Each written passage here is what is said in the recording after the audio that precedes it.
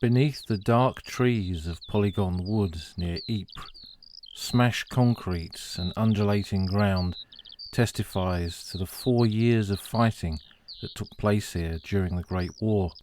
In its far corner, the Black Watch made their stand in 1914, and beyond, in a river valley, what did the veterans who fought through that hellish nightmare of 1917 make of their experiences along the Reutelbeek? We've returned to Flanders this week, and we're walking down an almost straight road from the village of Zonnebeek towards the tip of an area of large woodlands just beyond that village. When we walk ground like this around the city of Ypres and we look into these fields, it's a complex battlefield in many ways, because every field tells almost every year of the 4 years of war that took place here between 1914 and 1918. So there's often a lot to take in. And that area of woodland ahead of us, the dark trees of what is Polygon Wood, is very typical of that experience on battlefields like this. So during the course of this week's walk, we're going to take in many aspects of the 4 years of conflict in Flanders during the Great War. And we'll follow that road as it bends round and reaches that tip of Polygon Wood. Some of the trees here have been cleared and we can see a large monument, which we'll come to shortly. But we'll walk a little further down this road, and on our right is the entrance to the first of the military cemeteries that we'll see on this walk, Polygon Wood Cemetery. The original cemetery register for this cemetery says that it's an irregular frontline cemetery, and it's not just irregular in terms of the scattered nature of the burials that is in it, but the shape of the actual cemetery. If you stand back a little bit and look, you can see that the walls of the cemetery are a polygon shape to reflect the shape of the wood from which the cemetery takes its name. The cemetery register says that the first burials were made here in August 1917 during the Third Battle of Ypres, what is often referred to as the Battle of Passchendaele. But if that's true, they must have been the burials of unknown soldiers, because the first named burial in this cemetery dates from November 1917, and it largely covers a period from December 1917 through to March of 1918, outside the period of the great battles around Ypres during the First World War. It's a cemetery that, as you begin to walk amongst the graves, you quickly see is dominated by New Zealand burials from the New Zealand Division, who held this part of the line for much of those quiet months of the winter of 1917-18. At that time, they took part in a small-scale action at Polderhoek Chateau, just on the other side of Polygon Wood, and we'll finish our walk there and discover more about that battle shortly. But the cemetery has also got a plot of graves from the 49th West Riding Division. This was a Yorkshire territorial division that had a long history of serving at Ypres in the First World War, both in the quiet periods between the Second and Third Battles of Ypres, during the fighting at Third Ypres itself, and then again here during that cold winter of 1917-18. They had relieved the New Zealanders in the Polderhoek sector, a sector that was marked on their maps with the name Joppa, and it was an outpost line that they took over from the Kiwis. No fixed positions really. It was the result of the tail end of the Third Battle of Ypres, and the lines here were somewhat confused and would remain confused really until the following year. And as you wander around, one of the graves that you almost immediately notice is that of Second Lieutenant John Jackson Lowe, MCMM, of the Royal Engineers. He was killed on the 3rd of December 1917, which was the date of the attack by the New Zealanders on the Polderhoek Chateau, and he was with the Royal Engineers rather than the Royal New Zealand Engineers because his unit, F Special Company, one of the gas companies, was involved in that attack, providing a gas attack on the German positions around the chateau to assist with the New Zealand assault. Lowe had originally served as a sapper in the Royal Engineers at the beginning of the war. From Perth in Scotland, he'd been educated at Edinburgh University and came top of his year. As an ordinary soldier in the Royal Engineers serving with one of the gas units, he'd been awarded the Military Medal for the Hohenzollern craters in the spring of 1916 and a Military Cross for the use of gas on the Somme in the Battle of the Yonne on the 13th of November 1916, and he was one of the very few British casualties in the New Zealand attack on Polderhoek Chateau on the 3rd of December 1917. There's a photograph of him in the Imperial War Museum photo archives, and I'll put that on the podcast website, oldfrontline.co.uk, so you can see what he looked like. But standing in front of his grave, you immediately notice that there is no religious symbol on the grave, and this leads a lot of people to believe that the graves that you see like this are of men who had no faith whatsoever. Now, that may well be true in some cases, but what is more commonplace is that these are men of religions that didn't necessarily use the cross as their symbol, and it's more common with Scottish soldiers than it is with soldiers from England, for example. So in the case of men who came from a Christian faith that had this approach, a cross was not engraved on the headstone unless the family specifically requested it. When you look at the New Zealand graves that are here, they're all from the Polderhurst Chateau sector, with the New Zealand Rifle Brigade and the Canterbury Regiment dominant amongst the burials. And the men from the West Riding Division who are here are largely from the 1st 5th Battalion, the York and Lancaster Regiment. Now, this is a local battalion to me here in South Yorkshire. It was recruited largely from men from Barnsley and from Rotherham. They'd served alongside their sister battalion, the 1st 4th Hallamshires, who were recruited in Sheffield.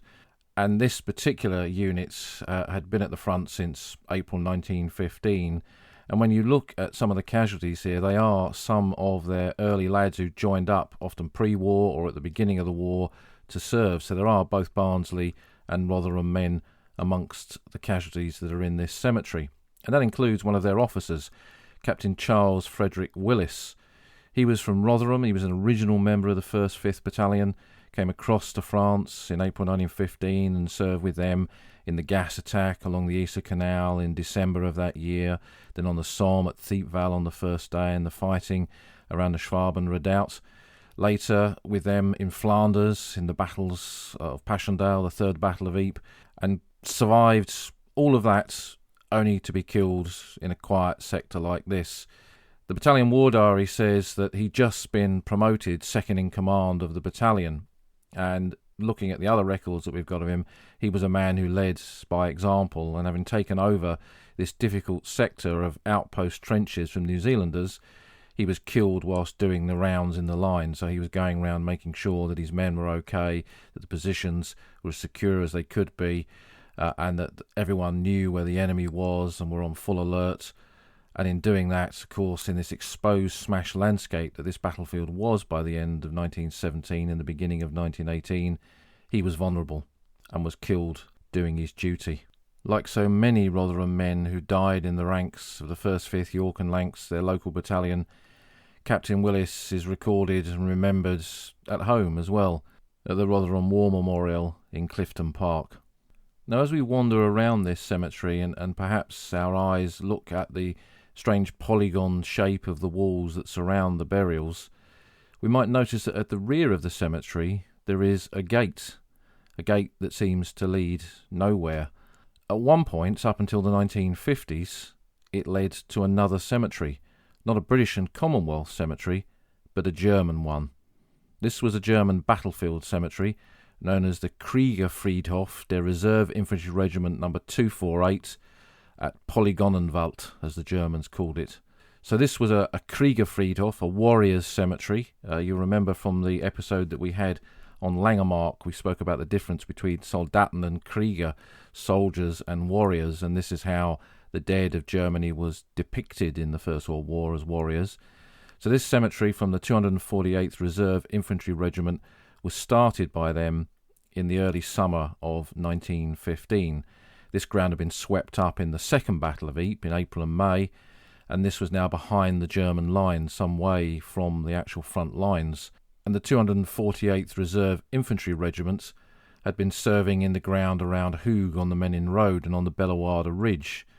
Indeed, on the 16th of June 1915, British troops made an attack on their positions, and this regiment fought, for example, the Liverpool Scottish in that battle, which is where Captain Chavasse, then Lieutenant Chavasse, their medical officer, was awarded the Military Cross for his bravery. He would go on to be awarded the Victoria Cross twice by the time of his death in 1917. So the 248 Reserve Infantry Regiment started this cemetery around that time, and quite likely buried some of their dead from that action at Bellewaerde here as well. But the burials continued right up to the approach of the Third Battle of Ypres in 1917, and there was something like 330 odd burials here. The exact figure doesn't appear to have been properly recorded for some reason. And although there are quite a lot of postcards of the German cemeteries that existed around Langemarck and Polkapelle and on the Menin Road and other parts of the battlefield, images of this cemetery seem to be unusually rare, but the ones that do survive show a large main wooden cross, and that the graves themselves were individual wooden crosses, some of them, on some of the early photographs, quite spectacular, which was not untypical of German cemeteries of that period. And it was a rectangular shaped cemetery, so quite a narrow and long cemetery. So this gate would have once taken you through the British cemetery, along another path to the German cemetery beyond. But of course, when we look there now, the German cemetery is gone. In the 1950s, again, you'll recall from the Langemarck episode that we did, the German government and the Volksbund, the German War Graves Commission, decided to close the majority of German cemeteries like this and move them into Kameradengraben, comrades' graves, or mass graves. Or alternatively, they would rebury them in another German cemetery that was being used as a concentration cemetery if space allowed. And these graves were moved to Block B at Langemarck German Cemetery. So we'll leave this burial ground behind now and retrace our steps, walk back out through the entrance of the cemetery, cross the road and make our way into Polygon Wood itself.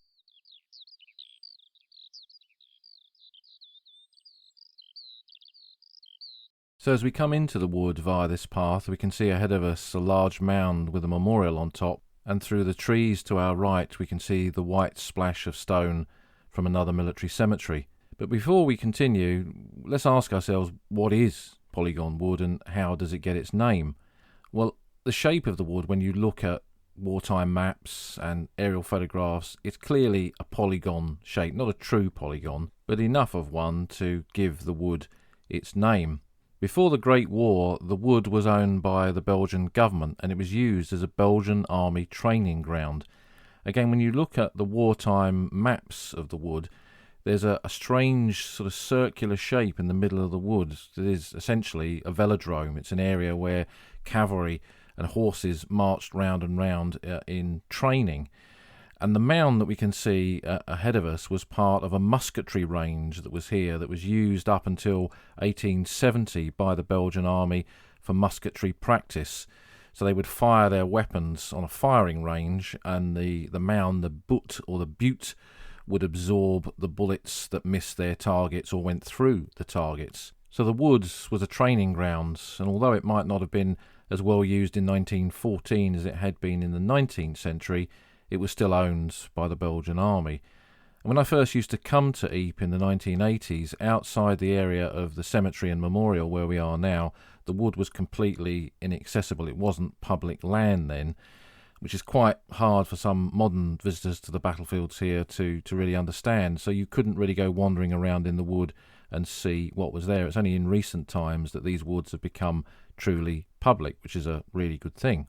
So in 1914, the wood really had no particular military significance, although it ended up being part of the fighting for most of those 4 years of the conflict. And we'll talk a little bit more about that further into the walk. But ahead of us, we can't but help see the big mound and the steps going up to the memorial on top. And this is a memorial to the 5th Australian Division. This is the last of the Australian divisions to be formed. It came across to the Western Front from Egypt in the early part of 1916, and its opening battle on the Western Front was the tragic and disastrous attack on Fromelles in July 1916, with absolutely horrific casualties for this division. They went on to fight in other sectors of the Western Front on the Hindenburg Line in 1917, and then here in the Third Battle of Ypres later on that year. And when the division came to place its monuments on the battlefields, and all of the 5 Australian divisions had a chance to do it, the obelisk that we see here was the standard design that was chosen, but not every Australian division adopted that. So the 2nd Australian Division, their memorials at the Pozières windmill sites, and then at Mont St Quentin near Peronne, are very different. But the 5th Australian followed this pattern, and their former commander Major General Sir John Hobbs was the one that chose this site over Fromelles. Now, partly I suspect because he was the commander in 1917 and 1918 after Fromelles, but Fromelles, of course, was not exactly a page of glory for this division. It wasn't that they failed, but it was an attack that had gone badly wrong and had cost this division dearly in 1916, so it's perhaps understandable that they wanted to place their divisional memorial here on ground that they successfully captured during that Third Battle of Ypres, rather than a battle which essentially had been a failure. And the history of these Australian divisional memorials, I suppose, tells a wider story. When you look at the deeds and the battles in which these units took part, how do you decide which battlefield to place your monument on? If you're only allowed one, then which one do you choose? And this was a great problem, and no decision would ever have pleased everyone. If you were a veteran of Fromelles and that was your one and only battle because you'd been wounded and then discharged, you might have been aggrieved that the monument ended up here at Polygon Wood, or if you'd have served with the division later on in 1918, then you might have asked, well, why didn't we place the memorial there? So this whole aspect of commemoration and the politics behind commemoration, really, in terms of who do you please, is an interesting angle to these memorials from the Great War. Standing on the mound, the buttes looking down, we can see the cemetery beneath us. And this is the Butts New British Cemetery. This cemetery is not a wartime burial site like the previous one was. This is a specially created post-war concentration cemetery. When, in the 1920s, over 2,000 graves were moved into this area, mostly from the 1917 battlefields, so from the Third Battle of Ypres period, but also some from 1914 actions around places like Zonnebeek and the Menin Road. The burials total 1,283 British, 564 Australian, reflecting the Australian casualties in Polygon Wood in 1917, 139 New Zealanders from the later fighting around Polderherk Chateau, 50 Canadians, and 30 whose unit is not known. Of this total of 2,066 graves, 1,673 are unnamed. So that's 4/5 of the total are unknown soldiers. So this is a cemetery that clearly reflects the problems of post-war battlefield clearance. Bodies, the remains of soldiers, were found, but there was precious little on them to identify who they were. In some cases, nationalities. So when you wander around the rows of this cemetery, you do see unknown Australian soldiers, unknown Canadians, New Zealanders, and then men from various British regiments who are not identified. But there just wasn't enough to give that man a name. And these were soldiers who died in that muddy morass that Ypres was at that time, when proper burial was often almost impossible. And men who fell into shell holes or were in trenches that got covered over by the huge amount of artillery that bombarded positions at that time. So buried, as is often described, by the fortunes of war. Post-war, when it came to clearing the ground on which their remains were found, it proved almost impossible in most cases to properly identify these soldiers.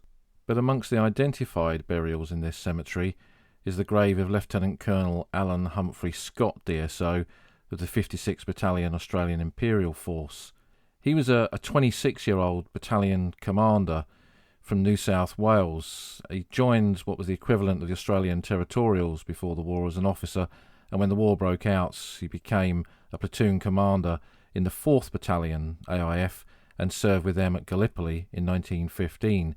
His DSO, mentioned on his grave, was awarded at that time for his bravery in the fighting at Lone Pine, and following Gallipoli he was later transferred to the 56th Battalion.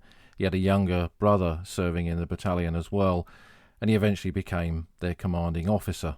So he was a man by 1917 of some experience, had served with the Australians at Gallipoli and then on the Western Front in numerous actions.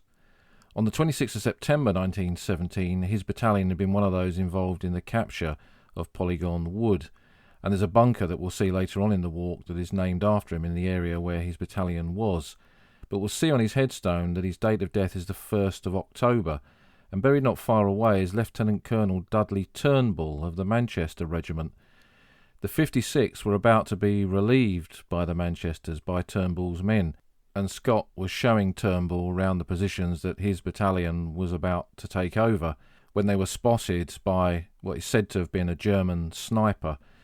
Now, although by this stage of the war even battalion commanders would often wear the ordinary Tommy's uniforms and webbing equipment, often they had some little distinction that singled them out as being an officer, and perhaps someone on the other side of the battlefield realised this, and both men were shot dead. But these two are not the only battalion commanders buried here. In fact, it's unusual in that respect, this cemetery, that it contains the graves of 3 men who commanded infantry battalions, the third being Major Charles Kemp, DSO, of the 21st Battalion of the Manchester Regiment, the Manchester POWs, killed commanding the 20th Battalion, who he'd just taken over. Kemp had been awarded his Distinguished Service Order for the Battle of Arras earlier in 1917, and he was killed the very next day after having taken command of the 20th Battalion. So what we see from graves like those of Scott and Turnbull and Kemp is that the life expectancy even of battalion commanders could be pretty short, and that these men were not safe in dugouts behind their troops telling them what to do. They were often in the very front line, looking after their men, ensuring that the positions could be properly held and that the right men were in the right places, leading by example. And that was an example that so tragically and so often cost men like these their lives, as we see from these 3 graves. At the rear of the cemetery is a large column structure, and it's not just a shelter for people visiting the cemetery, it is also a memorial to the missing, a New Zealand memorial to the missing. Its official title is the Butts New British Cemetery in brackets New Zealand Memorial. Now, the New Zealand government had a slightly different approach to the commemoration of their missing soldiers. Rather than add them to the big memorials to the missing that were being built, like the Men in Gates and the Thiepval Memorial, the New Zealanders decided to have their own battle monuments on the sites where New Zealand soldiers had fought. There's one for them, for example, at Gallipoli, at Chinook Bear, and then several on the Western Front at places like Caterpillar Valley and Messines. This one here commemorates the dead of the New Zealand Division from a specific period, as they all do, and then one monument rolls into another to continue with the commemoration of the missing from the different battles. So this one covers the dead from November 1917 until February 1918, and it covers that period where the New Zealand Division served in the area around Ypres, largely at Polderhoek Chateau, holding the line in what was then considered to be a quiet period of the Great War.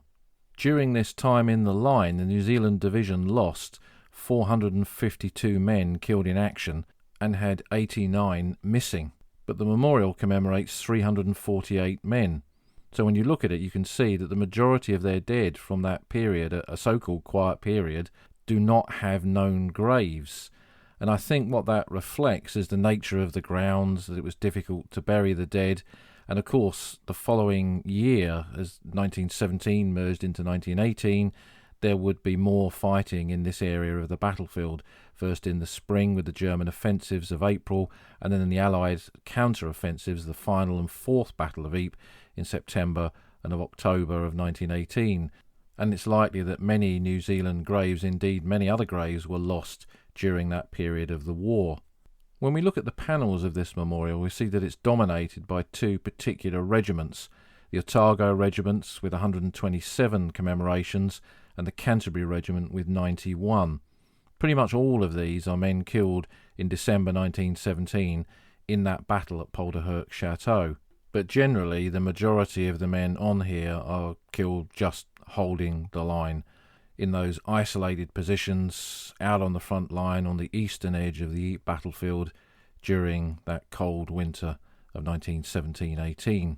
So this memorial ends with February 1918 commemorations, and the continuation of the commemoration of New Zealand missing continues with the Greyvillas Memorial down on the Somme. That's a tale for another day. Amongst the names that are on the memorial, and we think of New Zealand perhaps not as much of a country that had a lot of immigration before the First World War. When we look at Canada, 70% of the original Canadian Expeditionary Force were born in Britain. It wasn't as high as that in the New Zealand Expeditionary Force, but it was a country as it does today, that attracts people from all over the world to go and live there.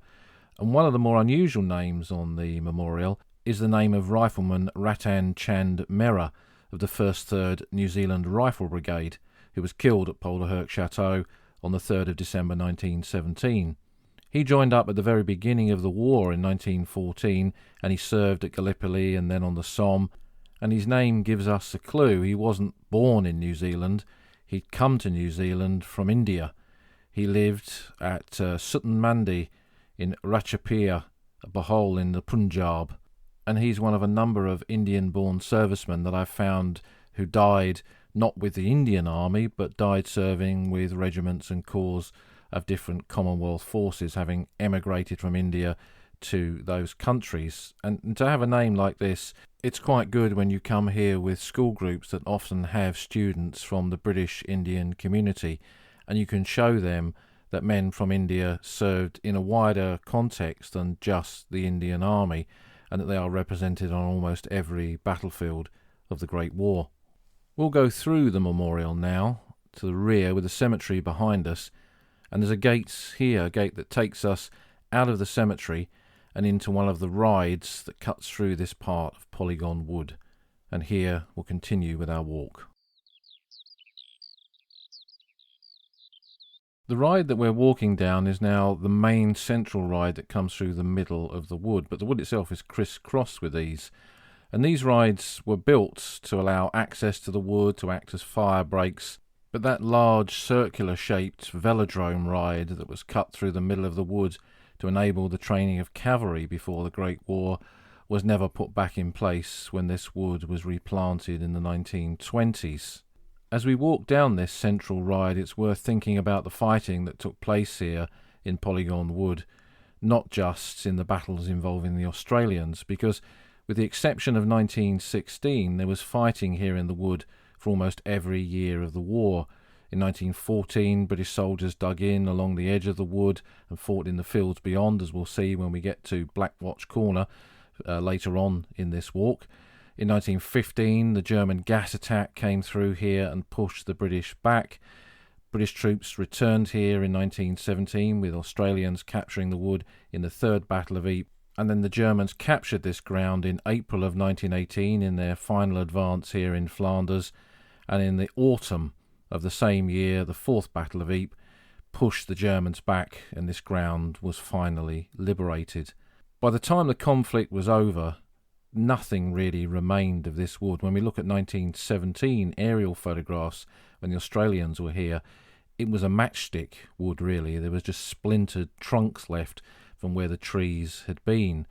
And at ground level, the whole area here was just smashed to oblivion by artillery bombardments, with shell crater after shell crater after shell crater. It was just one moonscape of shell craters from the artillery that had devastated this ground during the war. So despite the saturation of both high explosive and gas in woods like this, they did naturally begin to regrow. Man thinks himself all-powerful, but nature somehow recovers. But it needed a helping hand, and when we look at woods like this, they were deliberately replanted and assisted in that way in the post-war period. Most of them, like this one, regaining their original shape and area. But as we walk down here and look amongst the trees, because of the nature of the bombardments here in the Great War, there is very little to see at ground level. You can see that this is pulverised ground because there are clear indications of shell holes and often overlapping shell holes amongst the undergrowth. But there's very, very little signs of trenches. There's a couple of areas where some indentations may well be trenches from the Great War, but it's very, very difficult to tell. What there is in the wood is a series of concrete bunkers built by both the Germans and also Commonwealth troops as well. The largest of these is just down a side track to our right, and this is Scott's Post bunker, named after Lieutenant Colonel Scott, whose grave we saw in the cemetery. His men captured this bunker in the September 1917 advance here. And again, I'll put some pictures of this and the other battlefield areas around Polygon Wood on the Old Front Line website, oldfrontline.co.uk. Scott's Post bunker is not an Australian bunker or a British bunker, it's a German one, and it was probably built here in 1916 when this was some distance from the front line. It's almost certainly a communications bunker, so a headquarters bunker, most likely for artillery units that were operating in this area at that time. So the heavy guns of the German army defending, for example, their front-line positions around Hooge and on the Bellewaerde Ridge would have had their heavy artillery in this area, and this would have been the communications hub between the guns and observers on the front line. So it was built from that perspective, not necessarily a perspective of defence. So it's not a machine gun bunker. But what we can see when we stand here is that this bunker has taken a lot of punishment from artillery fire. Some of it, no doubt, from British and Australian guns in 1917, but also some of it from German artillery fire once this position had been captured. If we go back to this idea of this essentially being a wasteland here, with no protection from any surviving trees, a bunker like this would have been a huge and inviting target, knowing that there would be troops dug in around it or using it. No doubt once Australian troops and then the British troops who served here later were occupying this area, no doubt it would have received a lot of attention. It would have effectively, as soldiers would have said at the time, have become a shell magnet, and not a place that many of them would want to linger, I wouldn't have thought. So given that big bunkers like this were pretty conspicuous targets, when it came to placing bunkers here during that winter of 1917 to 18, and that task was done by the New Zealand engineers of the New Zealand Division, they chose for much smaller bunkers, small shelters or command posts that would be dug down into the ground where the roof was almost flush with the landscape, so they wouldn't be up above ground level and therefore easy targets for the Germans. And in the wood itself, that makes the finding of these types of bunkers now a somewhat more difficult prospect. But if we return to the track and then turn right and continue down through the wood, there is one just up on the left-hand side at the junction of a couple of these rides that crisscross the wood. So we'll stop to have a look at that, and it's a curved roof. It's only a small bunker, and it's designed for a handful of men. It's probably a company command post or for a specific unit that was here, perhaps trench mortars or machine gunners. And it gives us a good example of the type of British bunker and British and Commonwealth bunker that was constructed at that time. But we'll continue down the path, the ride now, to almost the end. And when we get there, we'll stop and we'll turn round and we'll look back straight down that ride, back towards the cemetery and the 5th Australian Division Memorial. And we're looking now across and through the trees of the ground where the Australian attack took place here in 1917. This attack took place on the 26th of September 1917 in one of the stages of the Third Battle of Ypres. The attack was made by two separate Australian divisions, the 4th and the 5th, and the assault went in at 5:50 a.m. on that day. The men fought their way following the bombardment through the wood and over this difficult ground of shell holes and smashed trees and the stumps of trees, and the bunkers with German defenders within them became some of the obstacles they had to break their way through to achieve success here on the battlefields. While Scott's bunker was a command bunker and not a machine gun bunker, you could of course put machine guns up on the roof, and there's evidence that the Germans did do this, but there were also a number of tiered machine gun bunkers in and around Polygon Wood, and these caused quite heavy casualties to the Australians as they moved forward. The Australian attack was generally pretty successful, but on their right, the British units advancing there had much greater difficulties, and that left a little bit of an open flank for the Australians, which they had to secure to keep the woods in their hands before they were eventually relieved. But despite it being a successful operation, often these battles cost units dear, and the Australians suffered 15,000 casualties, killed, wounded and missing, in the operations for Polygon Wood. So it became another part of the Western Front bathed in Australian blood. So we'll go out the far end of the wood now, just round the little wooden barrier, out onto the road, and ahead of us we can see a large bronze memorial, and we're now at Black Watch Corner, and that'll be our next stop.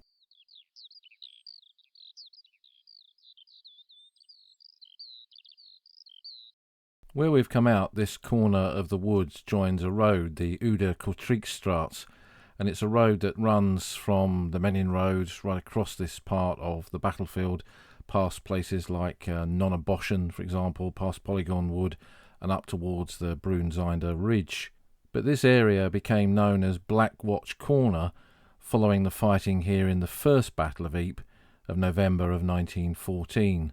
At that particular point, on the 11th of November 1914, this was at the tail end of the First Battle of Ypres, there was a key moment here when the fragments of the units that had been defending this ground were assembled along the edge of Polygon Wood and across this ground where we're standing now, commanded by Brigadier General Fitzclarence, VC. Fitzclarence was a brigade commander, so he was in charge of 4 infantry battalions. But by this stage in the battle, there was very little left of the original strength of those 4 units. And following the loss of some senior officers in a command meeting at the Hooge Chateau earlier in the First Battle of Ypres, he found himself appointed, as he described it, as the officer commanding Menin Road, so commanding a wider unit than he normally would, but being one of those on the ground who helped influence the defence of these positions at that time, at that key moment in the fighting of 1914. On the 11th of November, the positions here, which included ground defended by the 1st Battalion, the Black Watch, which is how this corner gets its name, were attacked by what some accounts call gigantic men of the Prussian Guards. In fact, one account says that these men were so big that when they picked up wounded from the Prussian Guards, the British stretchers they had were too small to accommodate these wounded German soldiers and evacuate them off the battlefield. I think that's a little bit of wartime poetic license, really, but nevertheless, these were some of the elite regiments of the German army, and they were in much greater strength than some of the defending British units. So the fighting here was both bitter and intense on that morning of the 11th of November. The positions where the memorial now stands were defended by 2 companies of the Black Watch who were entrenched here. And of course, these were not like trenches of later on in the war. They were more firing positions with some earth thrown up to give some protection for the men behind it. But their positions were very quickly overrun by the advance of these Prussian Guards, and behind them the remnants of the battalion defending a strong point which had been dug for them by the Royal Engineers, one of the early examples of a British strong point on the Western Front. Close by was the battalion headquarters as well. This held out, and the battalion commander and cooks and officers' servants found themselves being part of the defence here as well. But the Black Watch held its ground, and the Prussian Guard attack was repulsed with heavy losses. And heavy losses too amongst the Black Watch. Only 2 officers and 109 men walked away from this battle. So it became that regiment's key moment, really, from the fighting here in 1914. For a long while, its only monuments was the name given to this part of the battlefield, and then during the centenary of the Great War, this magnificent bronze statue, I think one of the best memorials placed on the battlefields during that centenary period, was placed here on the centenary of the fighting involving the men of the Black Watch. He stands there looking defiance across the battlefields where so many men from this famous regiment fell, not just in the year 1914, but in subsequent battles here around Ypres during the 4 years of the First World War. But like I said at the very beginning of this walk, when you stand here on the ground around Ypres and you look into any given field, you've almost got the entire history of the war in that one field. And while this memorial commemorates an action of 1914, there were other battles on this site. And on the 26th of September 1917, while the Australians were attacking Polygon Wood, the men of the 2nd Battalion, the Royal Welsh Fusiliers, were making an advance on this ground. Now, we've got a lot of information about the 2nd Royal Welsh Fusiliers because a number of famous individuals served with them.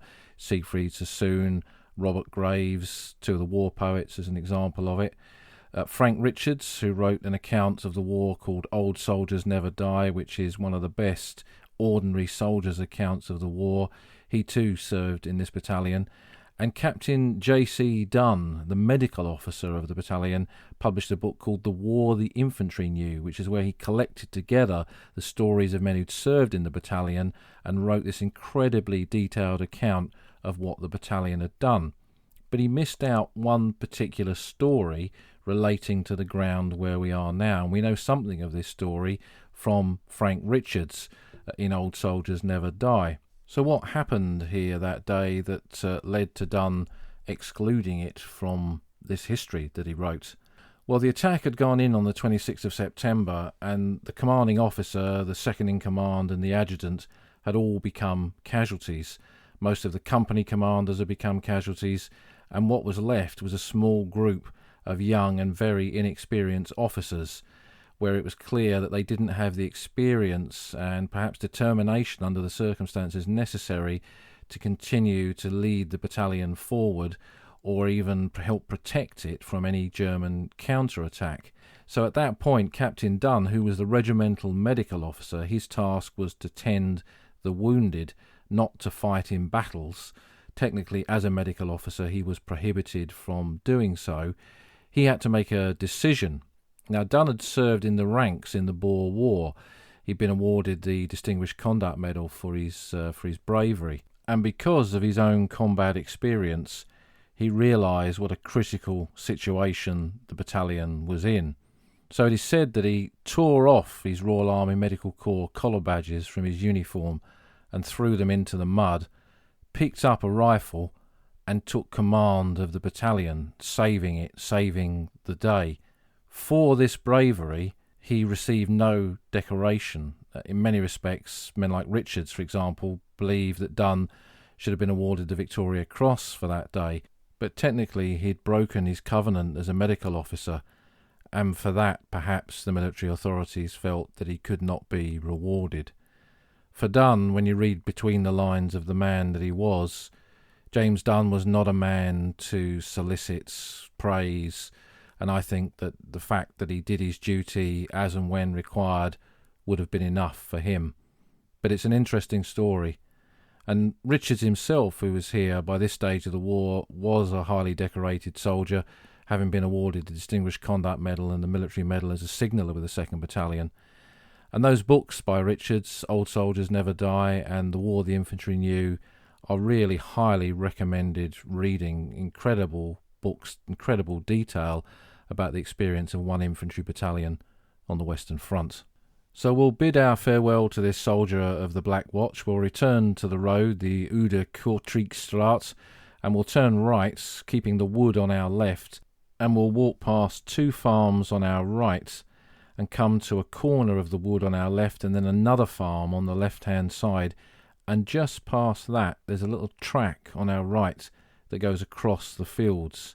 And we'll walk out onto that track and stop on the rise of the ground. Ahead of us, the ground dips down into a little valley, and this is the valley of the Reutelbeek, a stream that runs through this part of the battlefield. And here we have a great view across this part of the battlefield where the Polderherk Chateau once stood, and where the New Zealanders fought in December of 1917. And this is where we'll end our walk.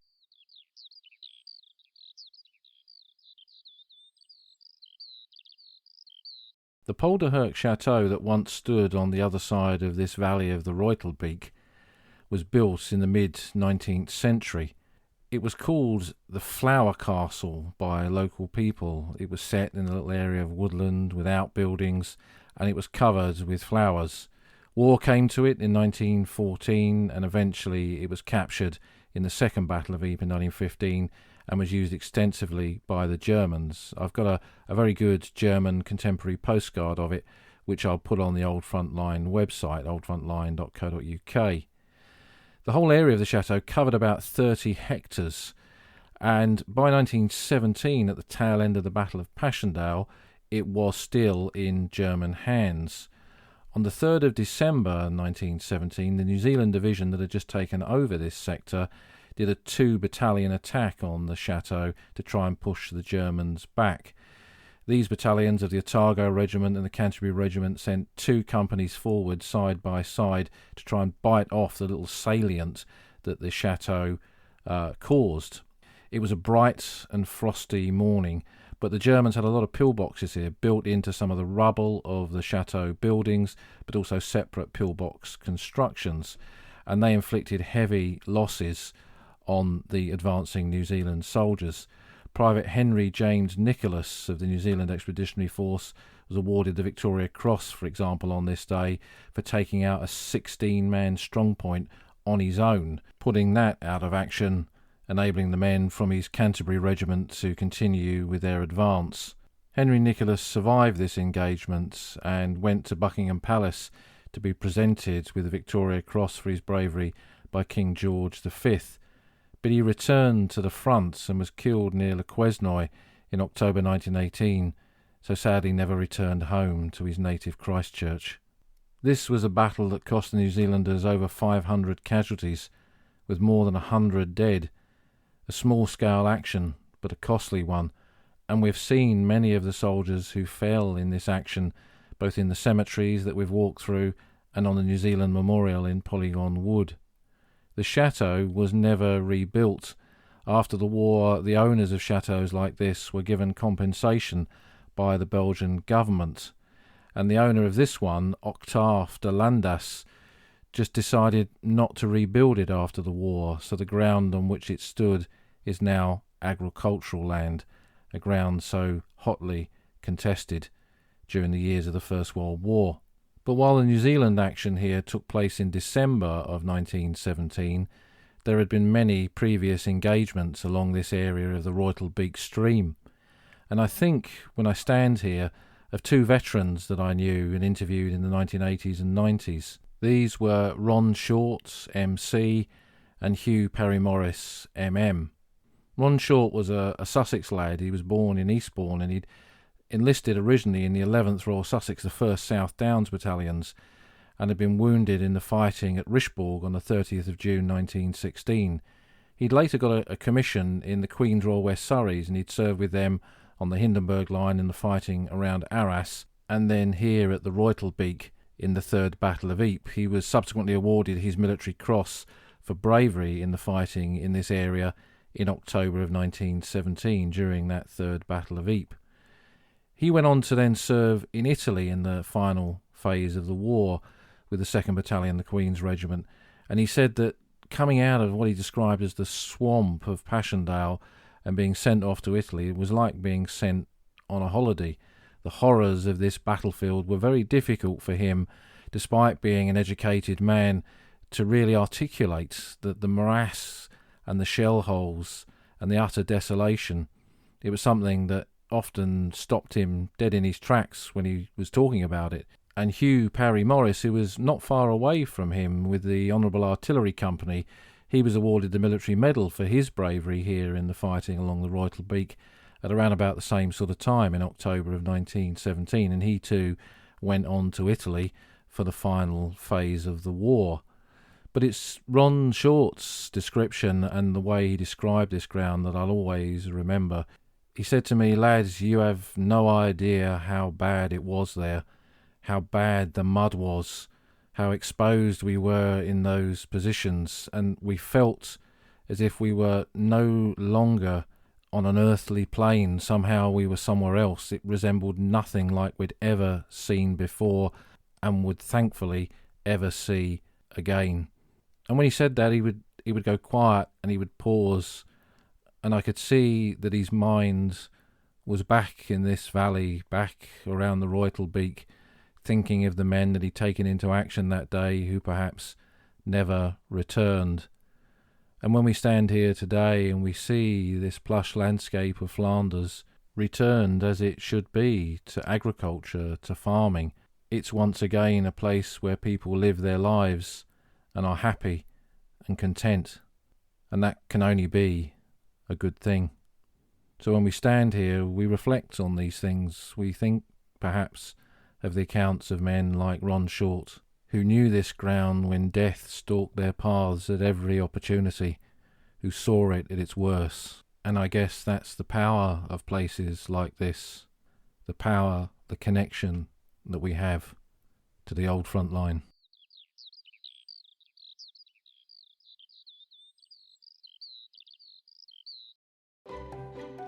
You've been listening to an episode of The Old Front Line with me, military historian Paul Reed. You can follow me on Twitter at Somcor. You can follow the podcast at Old Frontline Pod. Check out the website at oldfrontline.co.uk, where you'll find lots of podcast extras and photographs and links to books that are mentioned in the podcast. And if you feel like supporting us, you can go to our Patreon page, patreon.com/oldfrontline, or support us on Buy Me a Coffee at buymeacoffee.com/oldfrontline. Links to all of these are on our website. Thanks for listening, and we'll see you again soon.